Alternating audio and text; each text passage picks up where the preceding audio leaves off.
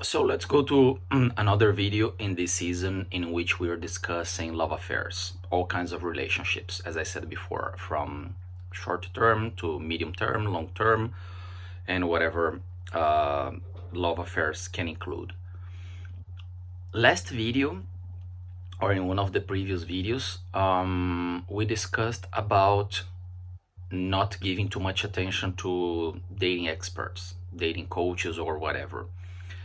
And there are thousands of reasons for that. I discussed a little bit already that issue in the previous videos, but I want to underline some other aspects. It's not related directly to them now, even though many of them do that, but it's more about the dating process itself, okay? Even if you don't follow anyone, if you just talk to your friends when it comes to dating and so on, there are some things that I would like to let you know that I consider to be very important. And one of them that is very fashion, that you see all over YouTube and even in real life, you see some people talking about it, is tests. No, to test the other person, to see if the other person fits you, to see if the other person can be approved by you, so that you can date this person and build something with this person. The first thing that I think when I consider this possibility is, if I need to test someone, I must be perfect. I must be amazing. I must be incredible. And I already have something to tell you. If you think you are amazing, you are incredible, you are just phenomenal, and you think very much of yourself the way I just said, you should go to the psychologist, or you should talk to people who are not in your close circle and listen to what they have to say about you after interacting with you for a while. Because most likely you are wrong, dead wrong. And still, if you don't think like that, but you meet someone, you go on a date, and this person says, I'm amazing, I'm just great, I'm the boyfriend or girlfriend of your dreams, I'm smart, I'm beautiful, I'm this, I'm that. If the person says that to you, you want to run away as soon as you can. Close the date, finish it as soon as you can, and run, because you are going to have a lot of trouble if you stick to this, because this person will never accept that this person might be wrong, might have a flaw, might have done something to you that is not nice, and so on, among thousands of other things related to the psychological state of this person and the self-perception that this person has, which is absolutely inaccurate, and you don't want to be dealing with that, okay? But given that, let's go back to the idea of games or testing or whatever. This is all playing for me, and I hate it, and I think it's like childish behavior. If you think that you need to test the other person, if you think that the other person needs to pass your tests and so on, you are not going on a date. You are not trying to meet someone and getting the best terms with this person. You are doing some kind of job interview, you are creating some kind of competition in which you are the prize. And if you think, together with what I said before, that you are the prize of something, or in a relationship, and that the other person should be glad that the person met you and so on, you should go to the psychologist. I'm going to repeat that once again. If you start testing people, if you start creating proofs so that they need to pass, tests that they need to pass, since the very beginning, you are not building an honest, transparent, and upfront relationship. What you are building is a bunch of defensive mechanisms because you are afraid, because you are a coward, because you got hurt sometime in your life and now you think that everyone on the opposite side is evil and the cause of all your problems, and they are all going to behave the same.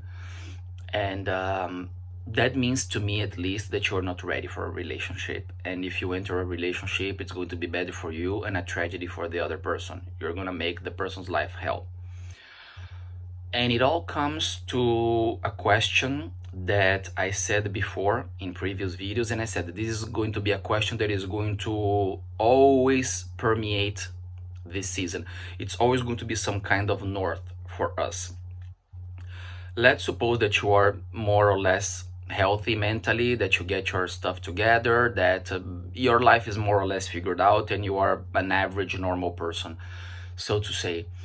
If you go on a date and you meet someone who is testing, who is playing games, this and that, the first question that you have to ask yourself is this kind of person the kind of person that I want to date? Is this type, is this kind of behavior the behavior that I want to put up with in a relationship? If it is not, I don't care how beautiful the person might be. I don't care how physically attracted to the person you might be. I don't even care if you think this person is extremely intelligent and you are attracted to the person's brain, which is amazing. I love it. I'm also into that. If you notice the person is just crazy, and crazy here is being used as a very generic term to say someone who plays games, who tests, who is full of crap, who is not psychologically stable, who has lots of issues from family, previous relationships, and so on. The question is, do you want to be dating this kind of person?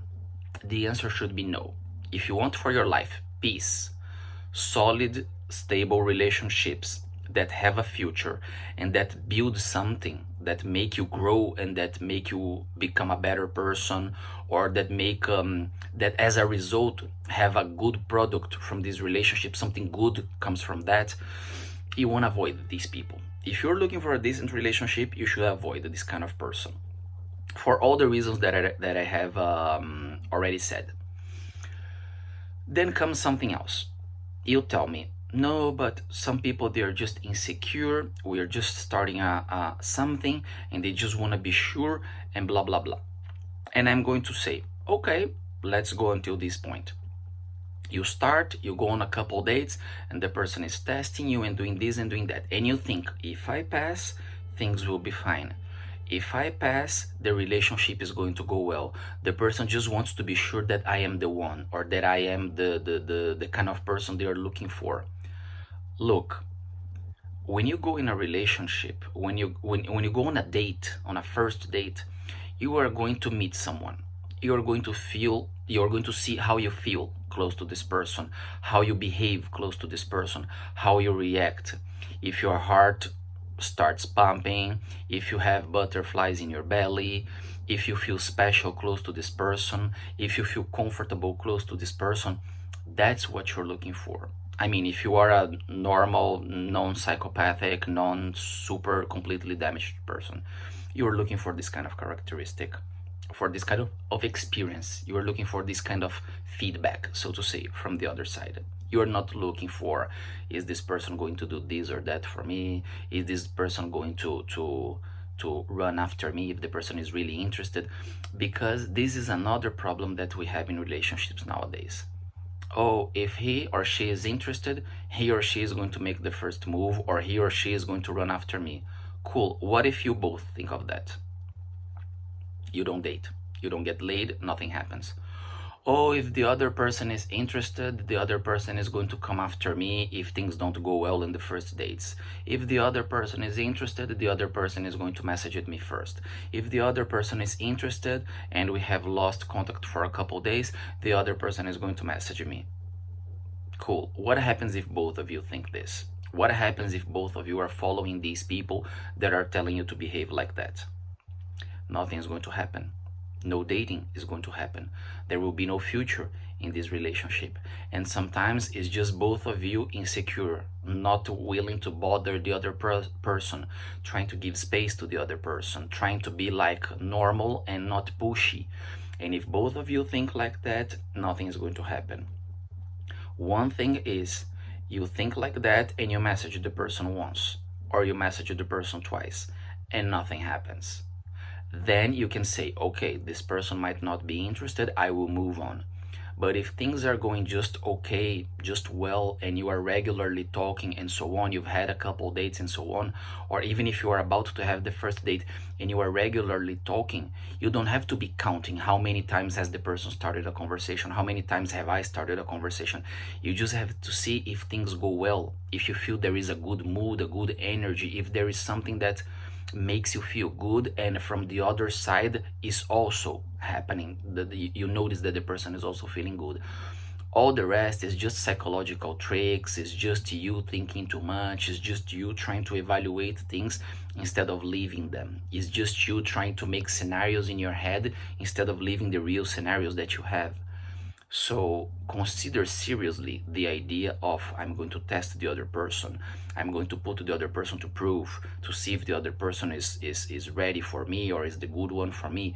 Because this is not a job interview. This is not a competition. You ain't no prize for no one. It doesn't matter how special you think you are. It is just two people meeting and checking out what happens. This is what a dating is. And if the process goes on and you keep on meeting, it's just two people continuing to meeting and seeing how things go and living life and enjoying each other's company until something more serious happens. Be smart, behave as an adult. See you in the next episode.